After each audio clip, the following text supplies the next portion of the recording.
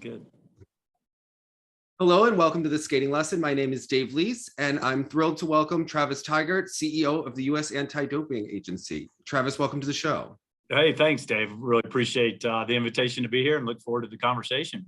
Yeah, so you were in the news a lot during the Beijing Olympics because of your position and comments in the situation with figure skating. Kamila Valieva testing positive for doping. And I wanted to get your perspective and start off to give some perspective to our viewers. If Kamila Valieva were an American figure skater, how would Usada, your organization, have handled a US figure skater testing positive for a banned substance at the Olympics? You know, had that result come back, you know, during the Olympics? Yeah. Well, thank Dave again. Thanks for having me. And you know, from our standpoint, it's terrible that we were in the news, right? As you just stated, because it should have been about clean athletes and watching amazing Olympic performances and not being tainted once again by Russia doping, which, you know, at this point has happened at the 6th Olympic Games in a row, going back all the way to 2012 at the London Summer Olympic Games. So we wish that weren't the case, but certainly there was a wall of silence when the case first broke in the international press from the IOC and from WADA and from the ISU.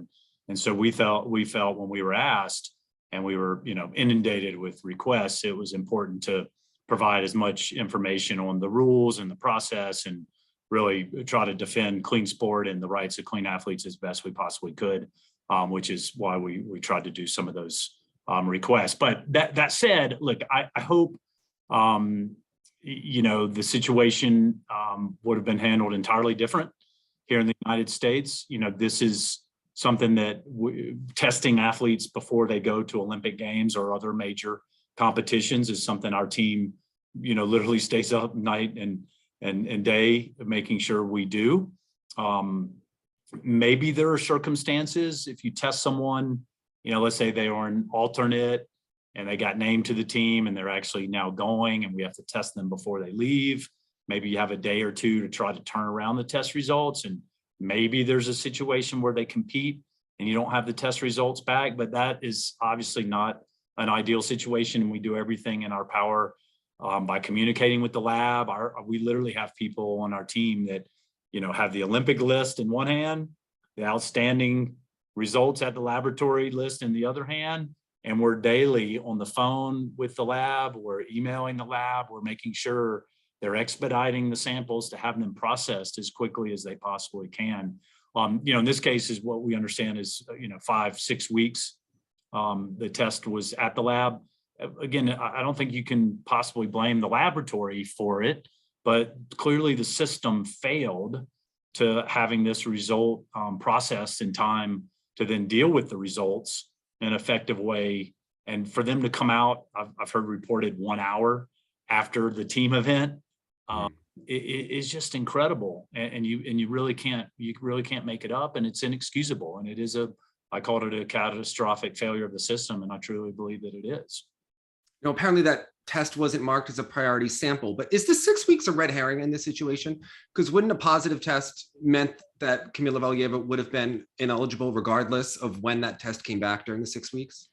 Yeah, I mean, you know, it's a fair question. I think, Dave, I don't know that there's I haven't seen any evidence that suggests, you know, that they intentionally delayed it that long so she can compete. You know, if you put your bad faith hat on, I would have thought they would have reported it after the Olympics, right? So that she could compete without this mess in the individual event. So I haven't seen anything yet, although the red flags in our mind certainly went all the way to the top, given the timing of it.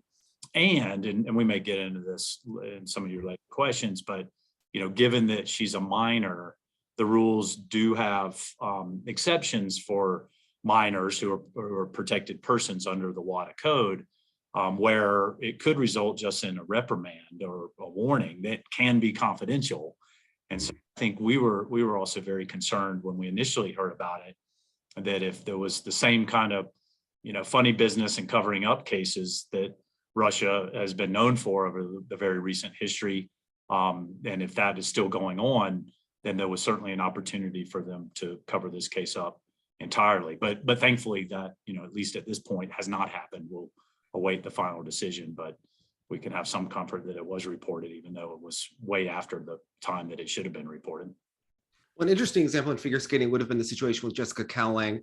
Last season, she was suspended by competition, and it was for a chemical that wound up being included in her eyelash glue. So can you talk about how Usada suspended her and didn't allow her to compete at the World Championships, and how that process took place?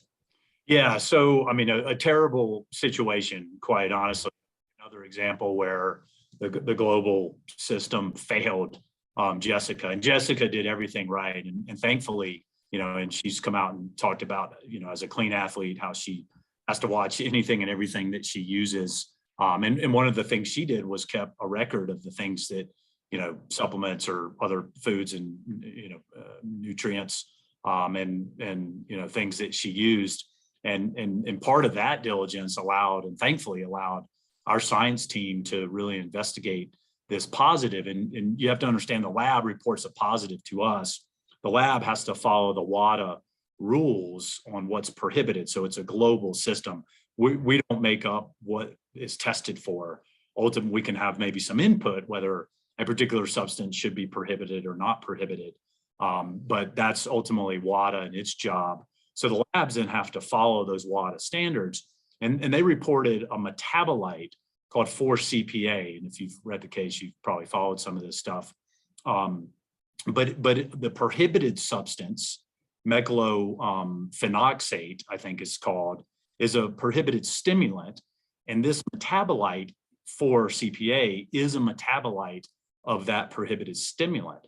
So the lab, thinking that, this athlete used the prohibited substance, reports the 4-CPA to us. We then have to enact the rules, which is put in place a provisional suspension and then investigate the case. Well, there was something, mysterious about this particular case, because the WADA rule had just changed at the very beginning of the year in January, where any level of 4-CPA was now reported. Mm-hmm. It turns out we had another case in our UFC program, but we also were coordinating with some labs around the world, one in particular out of Cologne, who also had a few really, really low level 4-CPA cases reported. And, some good science and some sleuth detective work on behalf of, this lab in Cologne and our scientists determined that, yes, the prohibited substance metabolizes into 4-CPA, but also another substance, chlorophorescence, I think it's pronounced, also metabolizes into 4-CPA. And we, went out and found this other substance, and it's readily available in, sunblock, eyeliner, or eyelash enhancer. It's a preservative. And so when the lab reported it, know if it was coming from the prohibited substance or from an innocent source. But through our investigation, we determined actually in her case, it came from an innocent source. So as soon as we could lift that provisional suspension, I think that was in, I think it went into place, the provisional suspension in February, as it otherwise should have. And then through the sleuth detective work and our good science work, we lifted it in July. And then I think in September, the World Anti-Doping Agency cleared the athletes under their jurisdiction, including Jessica, who had tested positive for the 4-CPA. So the net effect, it was a terrible situation. Again, I think a failure of the system, but thankfully with Jessica's cooperation and help, good science got to the bottom of it and ultimately cleared her. And it could have been a lot worse than it ultimately was. Although, as you point out, she did have a few months, I think, where she ultimately, her and her partner, their competition and their training to some extent was disrupted, which is terribly unfortunate and unacceptable from our standpoint. Well, this summer, Sha'Carri Richardson was suspended for using marijuana. I know that there's many who argue that marijuana is not performance enhancing. Can you explain Usada's position on marijuana? Yeah, so in Sha'Carri's case, she tested positive for marijuana. Again, a sample to contrast it with the Valieva case. The Olympic Games were, I think, 5 weeks away. We expedited that sample. It got reported to us, and we handled it, as compassionately and fairly as we could under the rules. It's now for this year what's known as marijuana. That is a substance of abuse. And, thankfully, Shikari recognized and knew at the time, in fact, she had been educated and acknowledged knowing that it was a risk and assuming that risk, which was really unfortunate, but we were able to bring it down to a month under the new rules that treat it as a substance of abuse. And again, that's a WADA rule. That's not a USADA rule. So we have to enforce the rules as WADA determines them. Now, I will tell you, when that rule came into effect to treat marijuana in the way that it's currently treated, it's only tested for in competition. So it's not tested for out of competition. So, if someone legally uses marijuana out of competition, that is okay as long as they test negative on the day of the competition. And I think the idea behind it is, wherever someone stands on whether marijuana is performance enhancing, from a health and safety standpoint, you don't want athletes, particularly think about like in the Peloton going down a mountain hill at 70 miles an hour, or a snowboarder on a half pipe. You don't want them, inhibitions lower, maybe a little more reckless doing things. Same reason why we have, no drug driving and drinking and driving laws, is from a health and safety standpoint. That said, our position was the way WADA currently tests for it and prohibits it was not fair, and that it ought to be changed. And what we do actually in our UFC program, which is not a WADA code program, it's still tested for, it's still prohibited. It's only a violation, meaning it only has a consequence if there's an intent to enhance performance or a safety and health risk. Because obviously, in UFC, mixed martial arts, you don't want athletes stepping into a ring and, fighting one another when one may be impaired and not be able to properly defend themselves and suffering some sort of serious injury. And so we treat it differently there. That's our recommendation of how we would treat it in the Olympic world as well. But again, it's made up of a list group at WADA that's represented by people around the world that ultimately decide what's on the list, what's not on the list. We do understand they're going to review it in light of the Shikari Richardson case and sort of the outcry for all the obvious reasons, that should not keep someone out of the Olympic Games based on a marijuana positive that resulted in not from use that day or an effort to enhance performance that day, but something that happened a few days earlier, which is not conduct that's prohibited. Now, you became widely known during the Lance Armstrong doping scandal. How long was Lance Armstrong's doping actually on your radar prior to him being caught?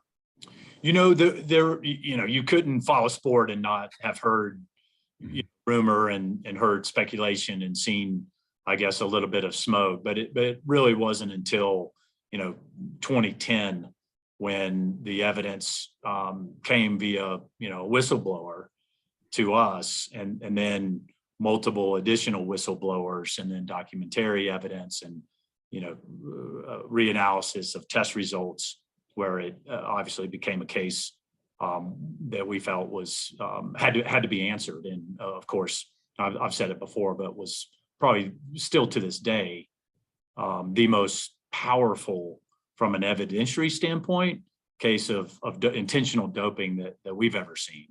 It obviously is different and pales in comparison to the Russia state-sponsored doping scheme, but that scheme similarly had a whole lot of evidence that without a doubt showed what was going on.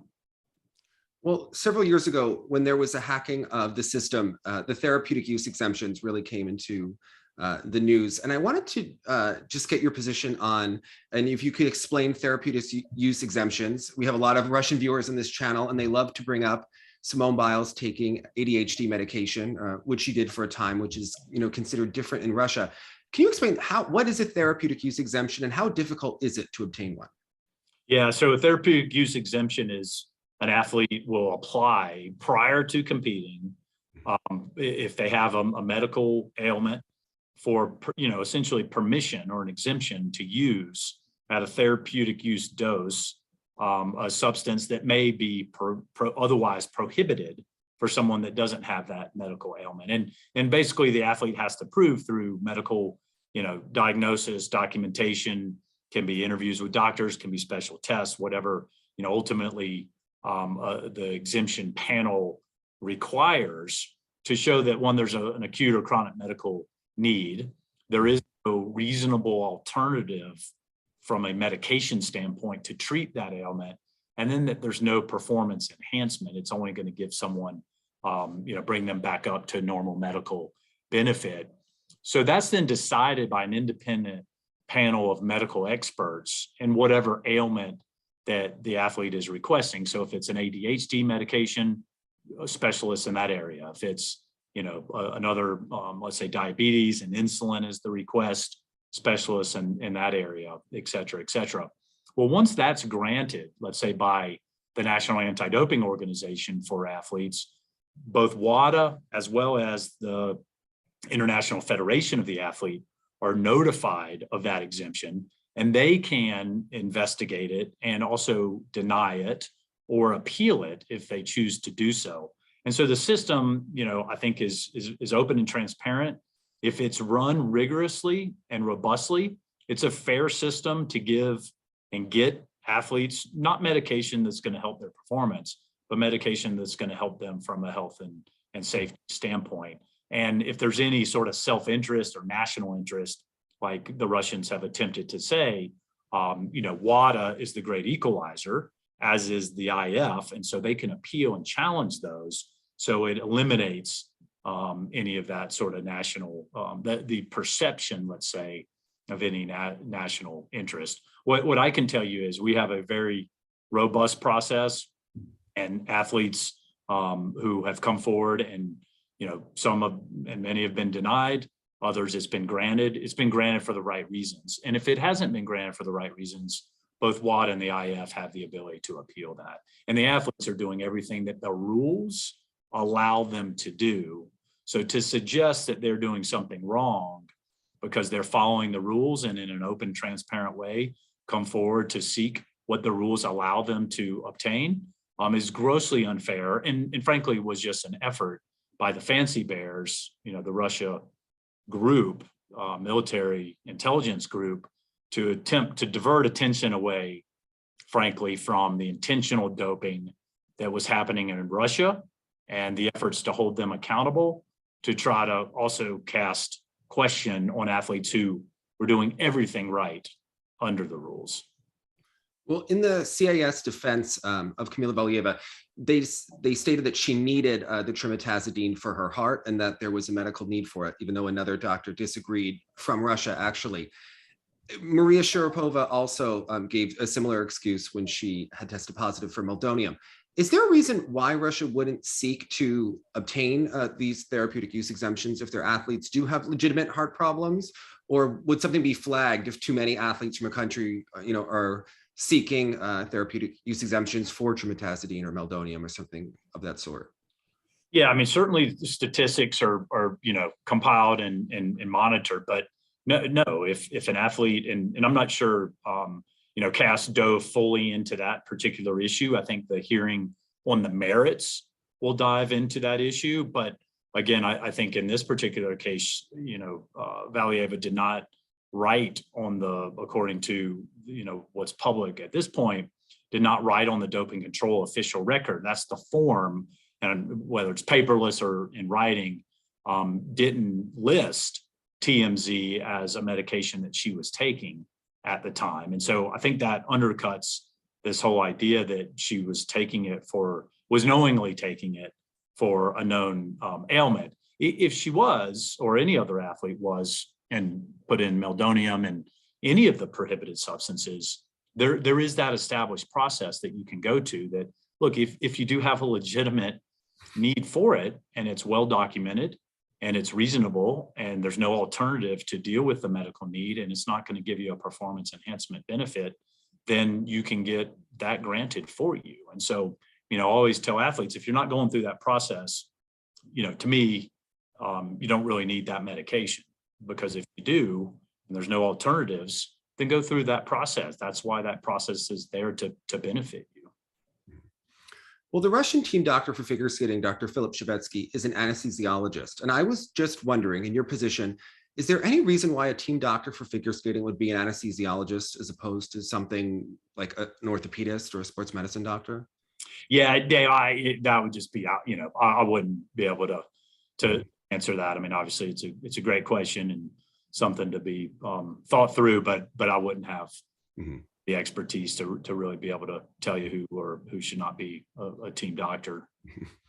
Well, would anything happen if in the US Olympic system, if a doctor were responsible for doping, 7 rowers, would we ever see that doctor, for other sports organizations under the USOPC?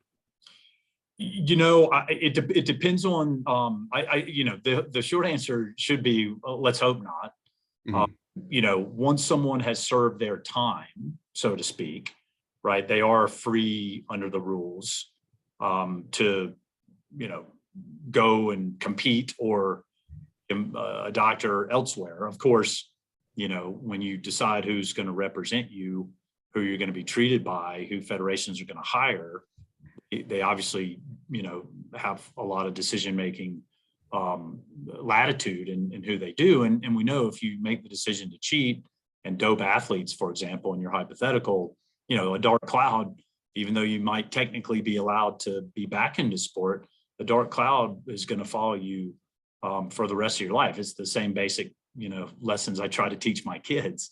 Like your decisions have consequences. And while, legally you may be free of certain consequences, there's always a reputational consequence that could last for your entire lifetime. In our doctor cases, like out of our Postal Service's investigation, Lance Armstrong case, the doctor, the coach, they got lifetime bans because their behavior was so egregious. That's what we sought, and that was appropriate under the rules. And so from our position, there's no better, more special relationship than a doctor and a coach with their athlete. And if they abuse that relationship, we're going to go extremely hard against that person and try to get them removed from sport forever, if that's appropriate under the rules, given whatever the conduct, is. Well, recent reporting indicated that Dr. Shevetsky is involved in the importing and selling of xenon gas for performance enhancement. Is there any current way for WADA to test for the use of xenon gas? Yeah, and listen, I haven't seen those reports, but I would love to see those reports if you have those reports. So let's follow up. There is a way to detect and test for xenon gas. Keep in mind the other way to hold its use or its distribution accountable is through non-analytical means, having people come forward, records, eyewitness testimony, whistleblowers. And so if there are people out there, who are aware of this, the ability to come forward and please bring that information forward, and we'll ensure that it gets into the hands of the proper authorities to be dealt with as it should be under the rules. Well, for many years, sports like figure skating and gymnastics were considered lower risk sports with doping, compared to perhaps athletics or swimming or something along those lines, because athletes don't want to get big and bulking by taking traditional steroids. But we are seeing a lot of drugs for endurance, meldonium, trimetazidine, hypoxin. The majority of tests done in figure skating, according to the WADA reports, are urine tests. Do you think it's time for more sports to move to the biological passport?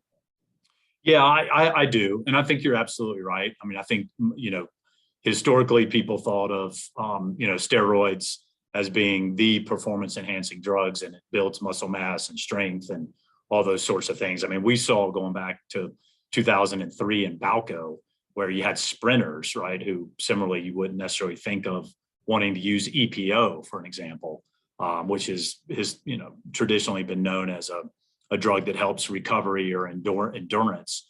But it became, particularly in combination with some of the leaner acting steroids, a very potent cocktail to use to, yes, aid endurance, fitness, recovery, be able to train longer and better without necessarily building the kind of muscle mass you're talking about. So, I've often said, if you're in a sport that requires endurance, at any level, strength, particularly in the late, portions of the competition, whether it's boxing, long programs in figure skating, endurance events like obviously marathons and triathlons, et cetera.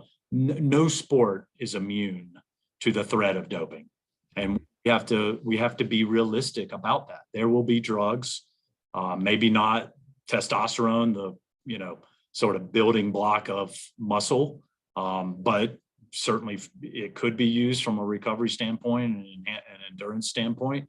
But there will be a drug of choice or drugs of choice that will impact. So, if people are working out, if they're wanting to be fit, if they're watching, their weight or wanting to put lean muscle mass on, there's going to be a drug out there, unfortunately, that is a prohibited drug that might have adverse health effects, but it's also going to give you a performance enhancing advantage. And it's exactly why we have to be very vigilant in all of our sports to ensure that they don't become, corrupted and infiltrated with these drugs, because once it takes, these drugs in order to win, then the culture is going to be lost to all those who are going to go down the path to using these drugs in order to win. And I think that's a culture that we just can't possibly tolerate. The rules don't allow for it.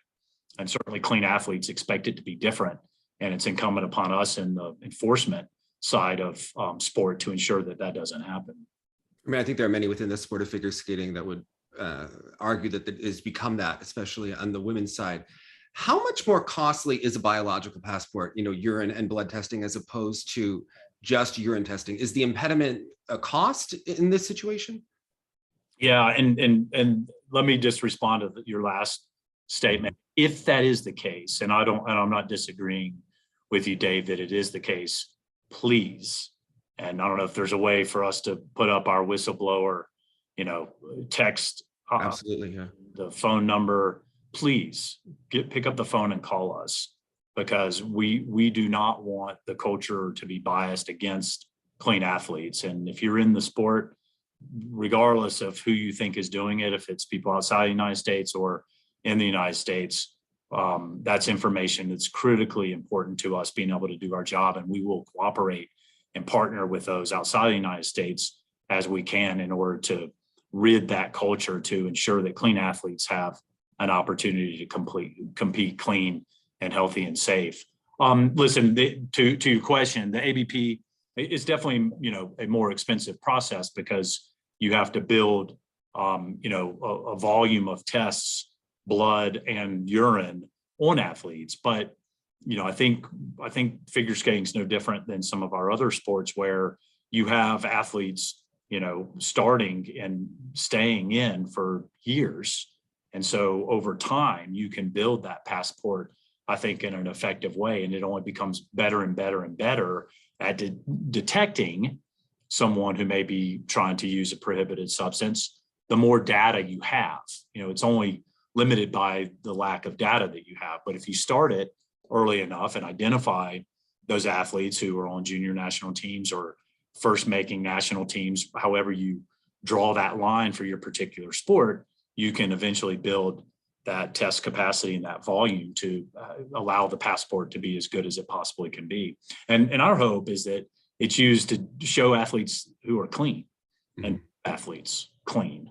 And the more and more data you have, the better you're able to do that, as opposed to just saying someone passed this particular test. Well, I wanted to ask you about WADA tested standards, because the International Skating Union has actually become more lax with their drug testing standards over the last 5 years. It used to be that the top 3 competitors at a Grand Prix would be tested and usually 1 random. Then it switched to be the winner and 1 random. But now it's just a random quota that can be determined by the drug testing organization of the governing body. And it's interesting because the ISU covers both figure skating and speed skating, and the rules specifically state that if a speed skater earns a world record, they have to be tested, but it doesn't say that for a figure skater. Now, Kamila Valieva actually earned 3 world records at the Rostelecom Cup in November, which is the Russian Grand Prix on the figure skating circuit, and she wasn't drug tested at all at the competitions in Russia, despite winning and setting world records. So why would these rules be changed, and why is that allowed? Yeah, listen, I think it's a good rule to test the world championships. I'm disappointed to hear that it sounds like lower standards from the ISU at some of their international events. I don't necessarily buy into the formulaic, top three, with no randoms, which sports used to do at times. I think it's really a frequency of testing at events, but you also have to, most importantly, look at what's happening prior to events. Because going back to what we talked about previously, if someone wants to gain an advantage in figure skating, for example, an EPO, a human growth hormone, the lean muscle mass building drugs, the endurance drugs, you use those, weeks during training and weeks before and up to the event. So if you're just testing on the event, that's not good enough. Even if you test everyone, you should do some testing there, but more importantly, you should use those resources to ensure that adequate testing prior to the event is actually taking place and robust testing prior to the event is actually taking place. So I think you got to step back and look at, yes, the in competition testing is critically important, but it's not just a numbers game.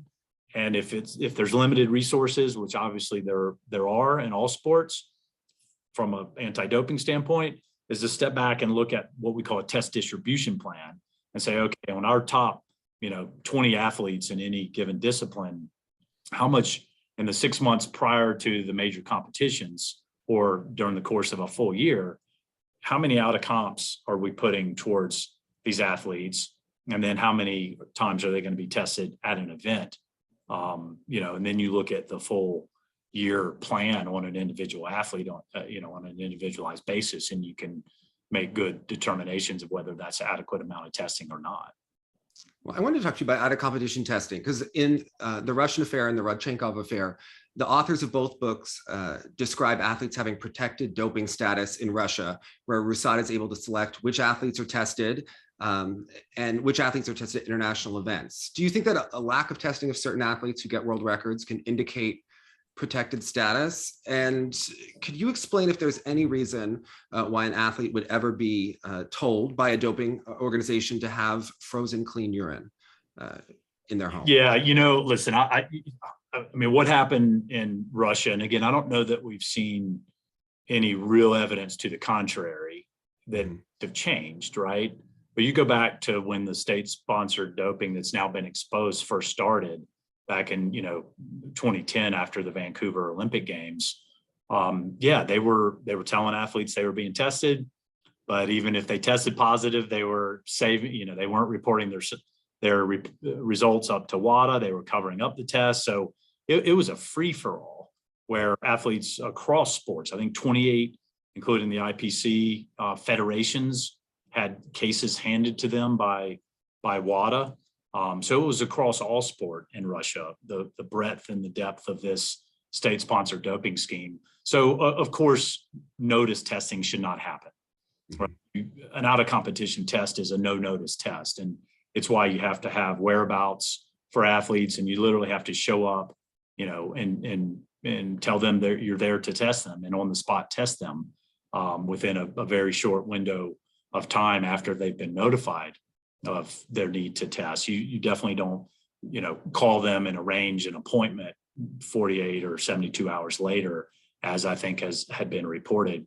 And we don't use here that term random, because it's most people think when you say random, it's like the lotto, you see your Powerball you see on TV, where you're pulling a ball out and you pull every ball out and test that person until all the balls are out of the bag. Well, it's much more, intelligent testing is the word we use, or smart testing, where we literally have a risk assessment by sport and then by individual athlete.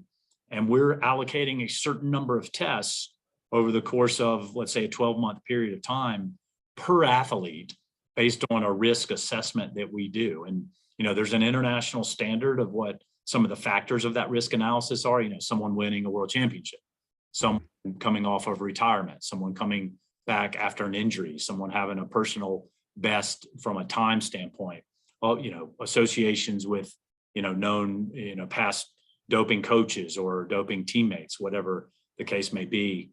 intelligence that might be brought to us through a whistleblower line, for example. You know, I give the example sometimes of Justin Gatlin. Justin Gatlin he's a US sprinter. Some of your audience may be familiar with him, represented the United States in international competition, but he set a world record in May, sprinter again, track and field, in May of, I think it was 2006, either 2006, 2007, I apologize. Well, if you know the sport of track and field, you know, you don't peak to set a world record in May. You want to hold that and peak either at the national championships, which are in June, or better at the world championships, which are in, you know, July or early August. And so to us, the fact that he had a world record rather set that early in the season was a good indication that something was going on. Well, we had tested him, we ran the analysis, and sure enough, there was a positive test associated with that. So, you know, that's the kind of information that if you're in our business, you know, not just testing for show, but are actually trying to provide a culture where clean athletes can win, then that's the exact kind of information, along with a whole host of other information that you're going to use, you're going to bring in, you're going to get your hands on, and you're going to, you know, sort through it and then effectuate testing in a smart way based on that information. Well, where do we currently stand in the Kamila Valieva doping case? Now that the Olympics are over, people are starting to forget about it in the case with the CAS. And what is Usada's role, and how long does this process usually take to play out? Yeah, so, you know, we're not involved, obviously, at all with the case. It's currently in the hands of Usada.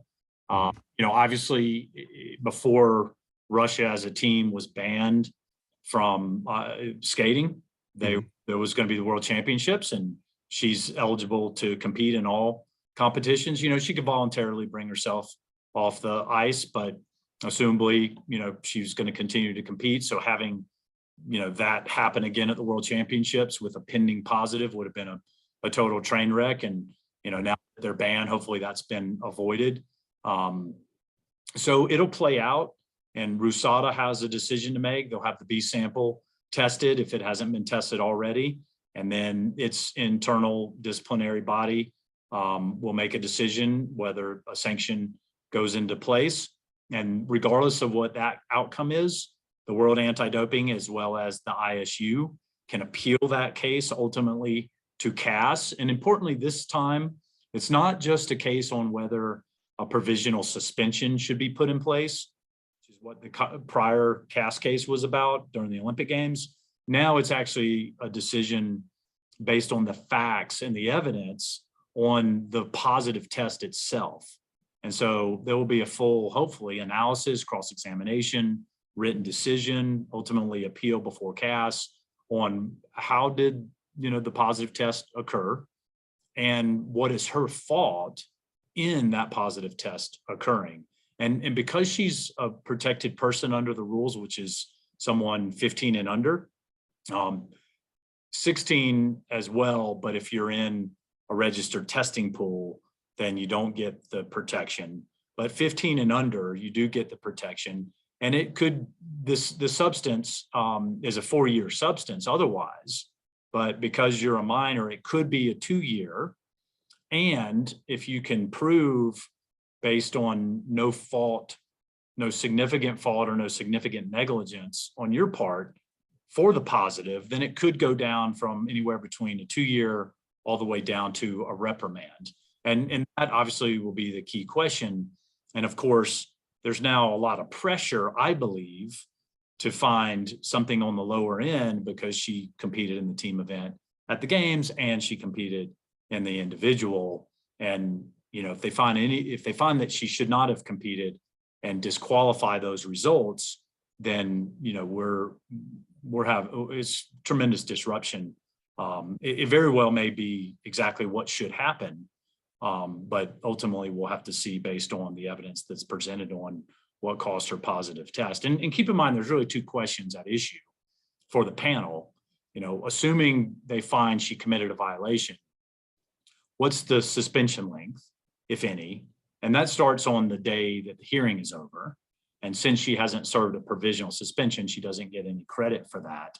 And then the second question is, what results are disqualified? And the rule can be all the way from the day of the positive test forward. So it could include and would include by default the Olympic Games. However, there is a provision that says those should be disqualified unless fairness dictates otherwise. So how they're going to apply those rules in this case based on the facts that ultimately come forward is going to be obviously something everyone's going to want to pay very, very close attention to. You mentioned testing the B sample, but since the Russian lab isn't accredited, is it Stockholm that is testing that B sample? And because the athlete has the opportunity to be present, is this all going to be delayed because of the situation going on between Russia and Ukraine? Yeah, I think it raises, a lot of questions, and we'll hopefully, have some transparency around that for all of those, and we all should be interested to ensure that the system protects clean athletes and operates as it should. Certainly, she and Usada can get an expert to Stockholm that doesn't have to come from Russia. There are plenty in Europe that can go and watch that B sample analysis. At some point you can waive the B sample analysis. If it was a legitimate medication she was taking, many times athletes waive the B sample because yes, we agree it should be there because we were taking it. If the contamination of her grandfather's medication is the defense still, maybe they don't want to do that and try to do the B sample to see if it doesn't confirm, and then it would not necessarily be a case to go forward. But you certainly can find experts outside of Russia that could attend at the Swedish laboratory. I want to talk to you about the actual contamination, the grandfather who didn't have a prescription, and the possible contamination that she ingested it, inadvertently. And given that it was a trace amount, how long can TMZ actually stay in someone's system for? Yeah, and I hesitate to use the word trace amount. I mean, it was 2.1 nanograms per milliliter. I'm not sure many would say that's a trace amount. I think we go down to like picogram level, okay, 200 times smaller than that to kind of define the trace amount. But it's not a high level, let's say that. But it's definitely, if you talk to scientists, and we've talked with our chief scientist here and others, it's a level that's consistent with a therapeutic use dose and sort of the tail end. Drugs leave your system over time. I think, based on some of the studies out there on TMZ, this one could be, 72 hours. I've heard doctors here in the United States say it's a medication that's given on a daily, multiple time daily basis because it does leave your system very rapidly. And so you need to take it, once or twice a day on a daily basis to get the benefit of it because it leaves so rapidly. So ultimately the scientists will have to argue on what is it consistent with. I think it's equally consistent, with use at a 2.1 nanogram per milliliter. Some may try to argue that's consistent with a contamination level. I think there will be arguments that, that's not really consistent necessarily with the contamination level, but we'll have to ultimately see how it plays. And, of course, weight, metabolism, training, all that kind of stuff can go into that analysis. But at the end of the day, the burden is on her, even as a minor, to demonstrate that the positive was caused due to no significant fault or negligence on her part. And as you said, it takes something more, I think, than, oh, my grandfather, I must have gotten it from him. I think I said it. It doesn't, magically jump from a medicine cabinet into your urine, particularly at a 2.1 nanogram level. That said, in fairness, we ought to see the facts that are presented, and hopefully those will be tested and subject to cross-examination and not just take someone's word for it, because, there's a famous quote in a early Cass case that says the denial is the common currency of both the guilty and the innocent. And so it's something more than, oh, it must have come from, my friend or my grandfather's medication.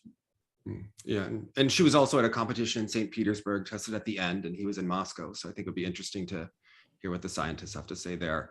There's also a tremendous speculation that Kamila Valieva's entourage, as they've become known, engage in the use of Lupron, which blocks puberty hormones. And WADA bans it for males, but not for females. And the suggestion is it is used in figure skating to keep athletes smaller and to increase rotation in the air. Why is it only prohibited in males? Yeah, I wouldn't have the answer. I'm aware of that information fully, and thanks to some whistleblowers and our good detectives, who have seen that. So it's certainly something we're following up on, but I wouldn't be able to tell you exactly, right now why it's banned in males but not in females, and certainly something that is worth looking into, of course.